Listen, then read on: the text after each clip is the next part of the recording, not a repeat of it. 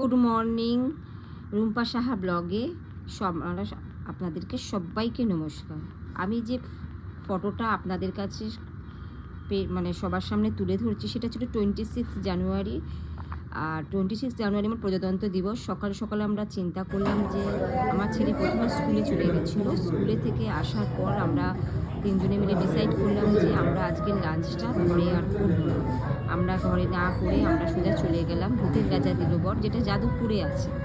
এবং ওখানটায় গিয়ে ঢুকতে দেখলাম অ্যাম্বিয়েন্সটা ভীষণ ভালো লাগলো, বেশ হরর টাইপের ভূতের অ্যাটমসফিয়ার ছিল, ভালোই লাগলো।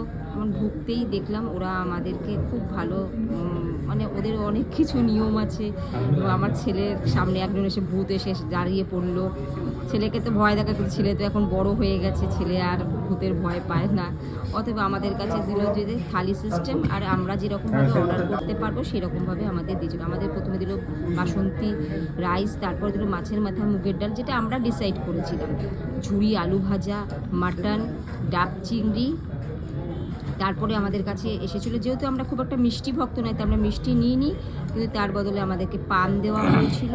আর অ্যাজ ইউজুয়াল ওয়াটার যেমন আমাদেরকে আমরা অর্ডার করেছিলাম সেইটা আমাদের এসেছিলো। আর সামনে একটা খুব সুন্দর প্রদীপ জ্বালানো হয়েছে, আর অ্যাম্বিয়েন্সটা খুব ভালো লেগেছিলো। আমরা যখন যে সময়টা এসেছিলাম তখন একটু ফাঁকা ছিল, কিন্তু যখন আমরা লাঞ্চটা কমপ্লিট করতে করতে তখন দেখলাম বেশ ভালোই ভিড় হয়ে গেছে। ওই জন্য আমরা খুব তাড়াতাড়ি এসে সমস্ত সব কিছু করে, আর সবাইকে 26শে জানুয়ারি প্রজাতন্ত্র দিবসে সবাইকে শুভেচ্ছা। আর এটা যখন আমি আপলোড করছি তখন থাকবে ওটা 27 জানুয়ারি। সবাইকে বলো শেয়ার সাবস্ক্রাইব করতে ভুলবেন না। Thank you.